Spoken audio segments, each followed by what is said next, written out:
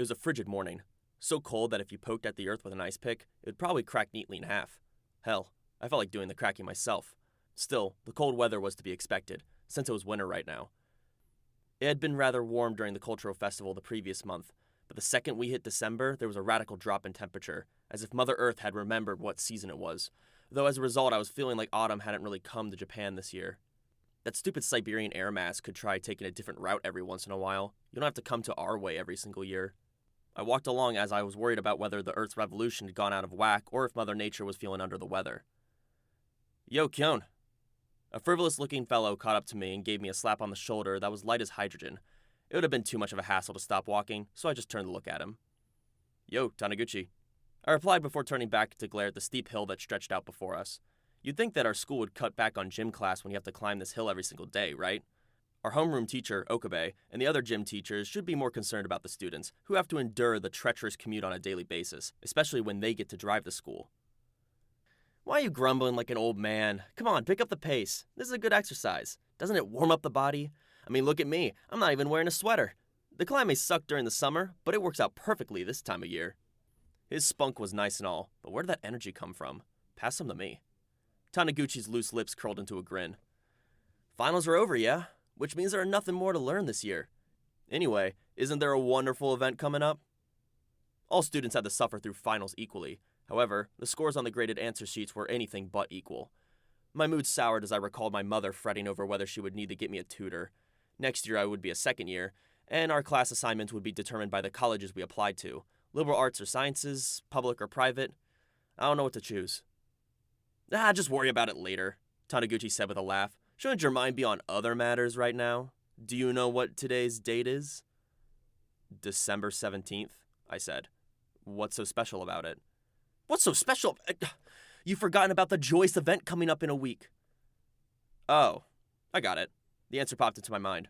The last day of school is coming up. Winter vacation's certainly an event that's worth anticipating.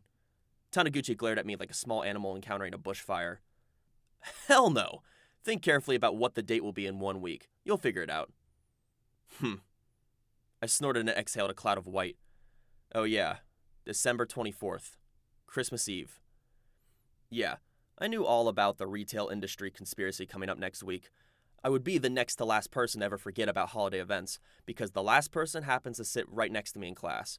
She was pretty disappointed about missing Halloween a month ago, so she definitely has something planned. Actually, I already know what she's planned. This was the exact announcement made by Haruhi Suzumiya in the clubroom yesterday. Does anyone here have plans for Christmas Eve? Haruhi tossed her book bag aside after shutting the door behind her and glared at us with eyes that shone as brightly as 3 stars of Orion's belt. You could hear an implicit, "None of you possibly have plans. You people should understand that by now, right?" in her tone, so an affirmative answer would have brought a blizzard down on us. At that moment, I was playing a tactical role-playing game with Koizumi. Asahina was warming her hands by the electric heater in the maid uniform that had become her usual outfit, and Nagato was reading a new science fiction hardcover without any hint of movement aside from her fingers and eyes. Haruhi set a large handbag she had also been carrying down on the floor before stomping over to puff up her chest and look down on me. Kyon, you certainly don't have any plans, right? I shouldn't need to ask, but I might feel a little guilty if I don't, so I'm asking now. She had a smile on her face that reminded me of the Cheshire cat. I handed the dice I was about to throw to Koizumi, who looked at me with a knowing smile, and turned to face Haruhi. And what if I do have plans? Which means you don't have any. Haruhi determined this arbitrarily and nodded as she turned away from me. Hey, hold it right there, I thought. I didn't answer her question yet. Oh well, this wasn't the first time I didn't have any plans. What about you, Koizumi? Going on a date with your girlfriend? If only that were the case. Koizumi rolled the dice against his palm as he sighed dramatically. A little over the top there, I thought. You're obviously faking it. For better or worse, my schedule around Christmas is completely open. I was agonizing over how I might spend Christmas by my lonesome. His smiling, handsome face was screaming liar as far as I was concerned. However, Haruhi instantly believed him. Oh, there's nothing for you to worry about. You happen to be in luck. Haruhi proceeded to set a course for the maid girl. Mikuru, how about you? Did somebody invite you to accompany him late into the night and watch the moment when rain turns into snow? By the way, if you actually run into someone who can spew that crap with a straight face, you're free to whack him good and hard. Asahina, staring at Haruhi with her large, wide-open eyes, was quivering in response to the abrupt interrogation. Well, not really. Nothing at the moment. Late into the night? What about your tea? Make mine scalding hot. The herb tea from the other day was pretty good. Asahina immediately responded to Haruhi's order. Yes, right away! Is making tea really that much fun? Asahina's face was shining as she set the pot on the portable gas stove. Haruhi nodded with a satisfied look before speaking to the last person in the room, Nagato. Yuki? Yuki responded curtly without looking up from her book. None. Thought so. That ended the blunt conversation that reminded me of birds chirping. Haruhi turned back to face me with a haughty smile on her face. I stared at Nagato's pale face as she kept on reading her book as though she had nothing to do with the transpiring events. You know you don't have to answer her right away. You could at least pretend to try to remember your schedule for a moment or something. Haruhi raised one hand. And there you have it. The SOS Brigade Christmas party has been unanimously approved. Any objections or protests can be directed to me in writing after the party's over. I'm willing to give them a look over. In other words, nobody would be allowed to back out of their commitment. Or business as usual. Though I had to admit she made progress over the past 6 months, since she actually asked if anyone had plans, even if she hadn't intended to take them into consideration. It'd be even better if she asked for our opinions on top of that. Haruhi, looking satisfied that everything was going according to her plan, reached into the handbag she had dropped on the floor. And so, since it's the Christmas season and all, we have a lot of preparations to make, right? So with that in mind, I brought some special items. The proper way to start off one of these events is by creating the holiday atmosphere. And out came snow spray, gold and silver tinsel, Christmas crackers, a miniature tree, a stuffed reindeer costume, white cotton, Christmas lights, a wreath, a red and green curtain, a tapestry depicting the Alps, a wind-up snowman, fat candles and a candle stand, a huge stocking that a preschooler could have fit inside, Christmas song CDs. Haruhi smiled like a nice girl passing out candy to the neighborhood kids as she placed the Christmas paraphernalia on the table. We're going to spruce up this dreary room. The beginner's method of enjoying Christmas actively and positively starts from the appearance. Didn't you do this when you were a kid? When I was a kid? Hell, my sister's room will be Christmas City soon enough. My mom will probably order me to help out again this year. And I should mention that my sister, an 11-year-old girl in 5th grade, still believes in Santa Claus. She still hasn't seen through her parents' clever disguise, the one that I saw through early in my life. Knowing my sister's enthusiasm for the holidays, Haruhi chastised me. You should learn from your sister's pure heart. You have to have faith and be able to dream. Otherwise, you'll lose what was once within reach. You can't win the lottery without buying a ticket. You can dream all you want about someone giving you that winning ticket for $1 million, but it's never going to happen. Haruhi showed off her ability to yell happily as she pulled out a Santa hat and put it on her head. When in Rome, do as the Romans do. You should follow the customs of the place you're in. Christmas has its own set of rules. You won't find many people who will feel upset about having their birthday celebrated. I'm sure that Mr. Christ will be happy to see us having fun. I wasn't foolish enough to mention the theories about how we couldn't be sure of what month Christ was born, let alone the day. Besides, if I were to tell Haruhi that there are different theoretical dates for the birth of Christ, Haruhi's response would be, then they can all be Christmas. And she'd force the world to haul out the tree multiple times every year. It's a little late to start arguing about when the AD era began. The solar calendar and the ancient Babylonian calendar were arbitrarily created to suit human needs. These celestial bodies revolving silently around the vast universe certainly won't show any sign of caring before they expire. Yeah, the universe has it easy.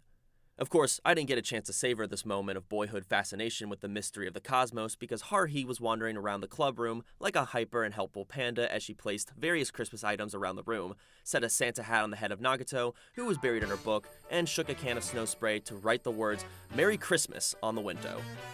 Not that I care, but it's gonna look backward from the outside. In the meantime, Mikuru Asahina, with a teacup-laden tray in hand, had tottered over like a nutcracker doll. Suzumiya, here's your tea.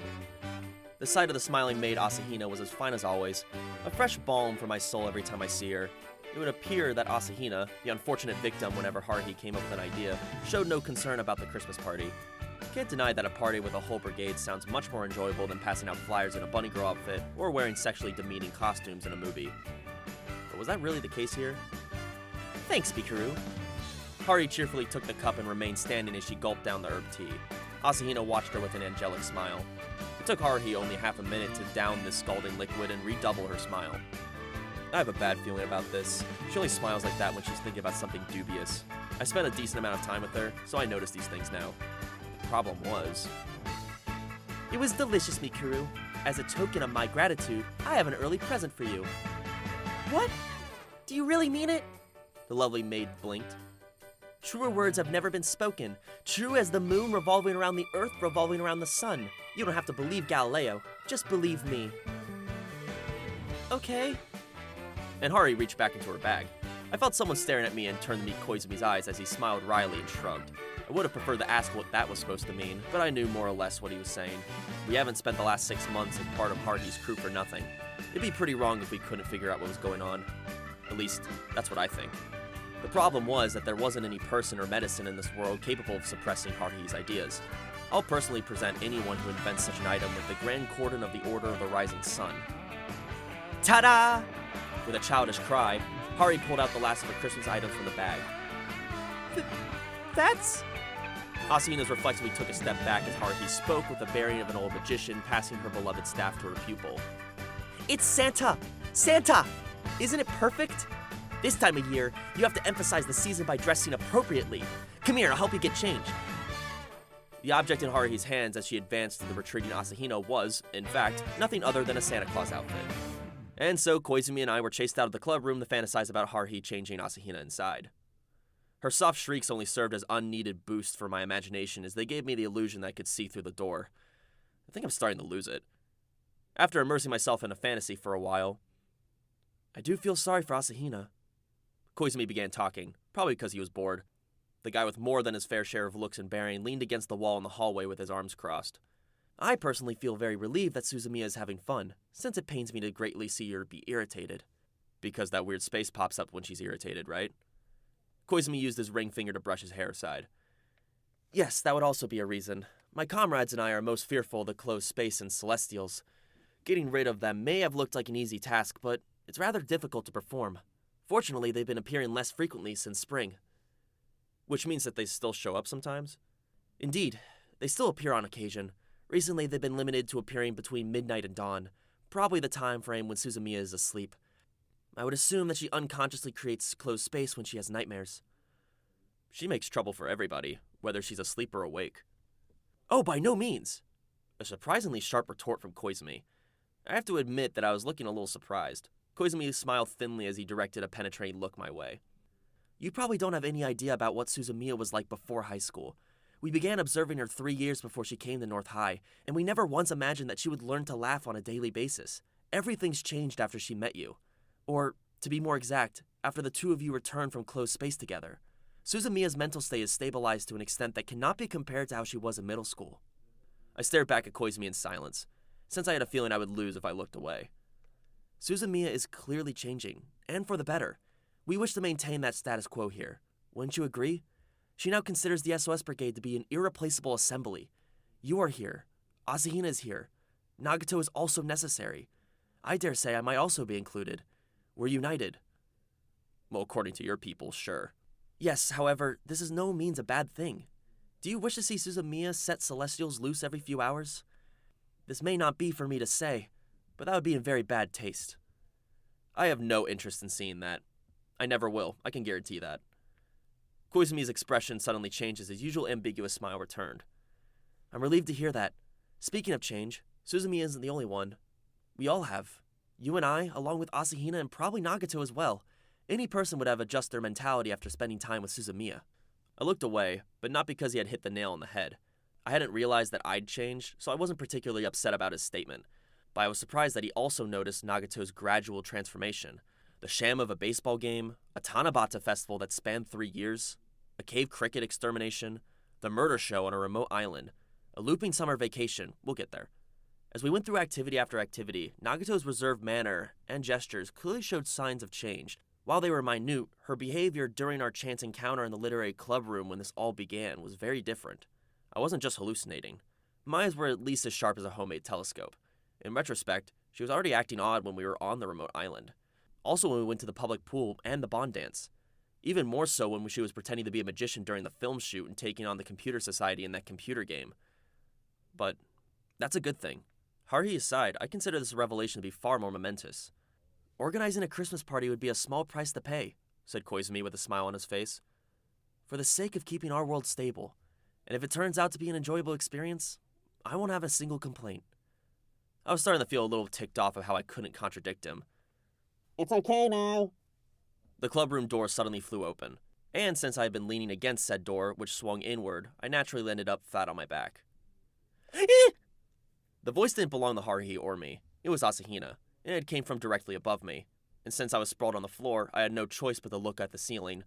Only I saw something else instead. "Hey, Kyon, no peeping!" That was Haruhi yelling. Whoa! That was probably Asahina panicking as she hopped backward. I swear to God that I saw nothing but leg. Beautiful, beautiful leg. "Are you gonna lie there forever? Get up!" Haruhi grabbed my collar as I finally stood up. "You're such a pervert, Kyon. Come back in 200,005,600 years if you want to sneak a peek at Mikuru's underwear. I bet you did that on purpose. You did it on purpose, right?" "It was your fault for opening the door before you had finished warning us.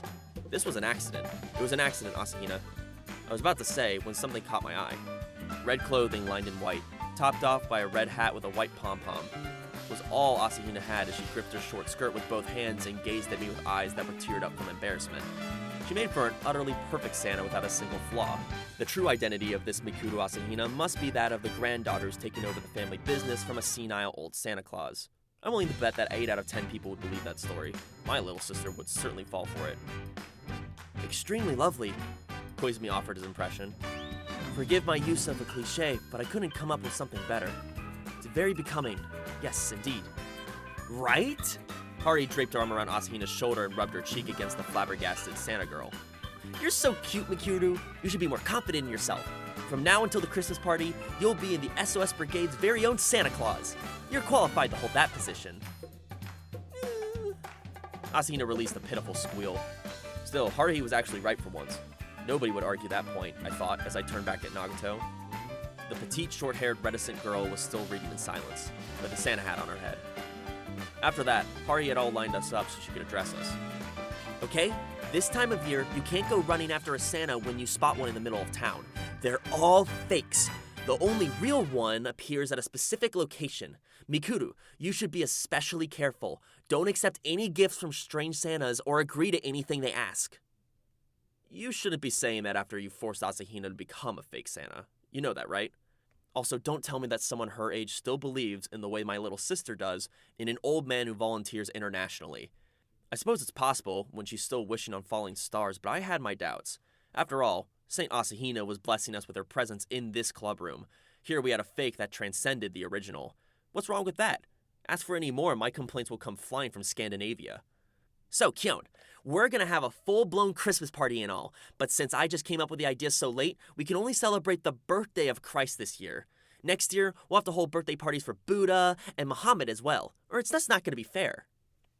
"Yeah, why don't we just celebrate the birthdays of Zoroastrian while you're at it?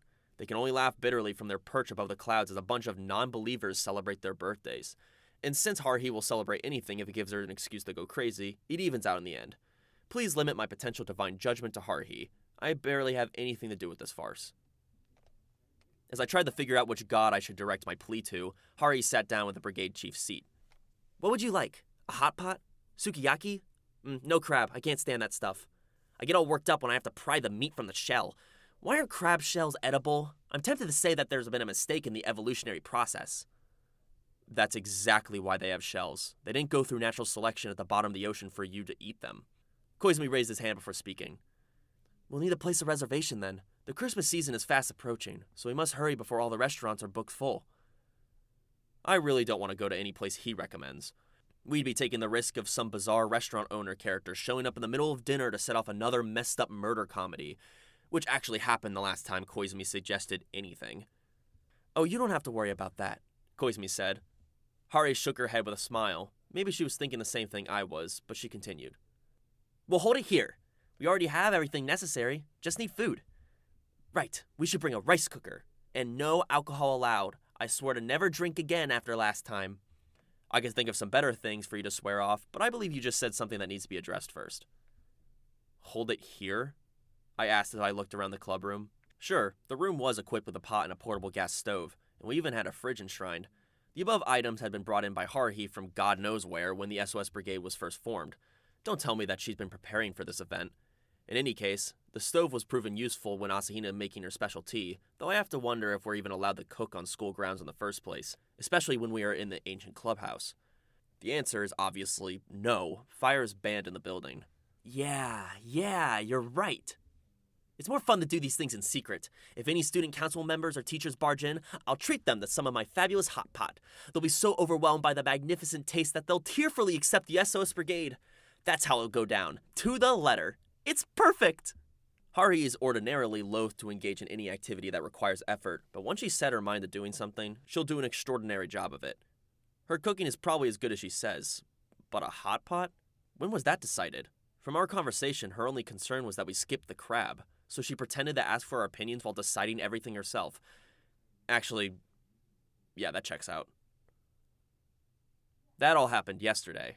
I finished giving Taniguchi an abridged rundown of those events as we arrived to our school. A Christmas party, huh? Taniguchi passed through the school gate with a half smile on his face. Yeah, that sounds like something Suzumiya would do. Hot pot party in the club room, eh? Well, you better not let the teachers find you. That'll be a pain in the ass. Why don't you join us? Haruhi shouldn't have any problem with Taniguchi. He, Kunikita, and Tsuruya make up the trio who fill in when we need more people. However, Taniguchi shook his head. Nah, sorry, man. I don't have time to chow down some lame hot pot that day. What the hell was that creepy laugh? Now, look here, dude. Only losers who aren't popular gather together on Christmas Eve for a hot pot. Sorry to say that I'm no longer one of those men. Get the fuck out of here. Right on. I got a red heart mark on the 24th in my planner. Sorry, bro. I feel for you. Really, I mean it. What the hell? While I was busy playing along with some wacky antics of Haruhi and the SOS Brigade, stupid Taniguchi managed to land himself a girlfriend. Yeah, well, who is it? I asked, trying not to sound jealous. A first year from Kyoyoin. Safe bet, right? Kyoyoin Academy. The all-girls school in front of the station at the bottom of the hill. It was built at the starting point of our long and painful climb, so I'd see girls in black blazers parading by every morning. The place was famous for its rich high society girls, but I was more envious of how they didn't have to trudge up this killer slope. I mean, I wasn't envious of Taniguchi at all. What's your beef? You got Suzumiya, yeah? A hot pot. She'll be doing the cooking? Though I'm not sure you can call it a hot pot cooking, but it'll still fill you up. Oh man, I'd love to be in your shoes, Kyon. Asshole. He brought up the Christmas Eve because he wanted to brag. Well, I need to go. I need to plan out where I'll be going. You know, those tough decisions and all. I was dumbfounded and speechless.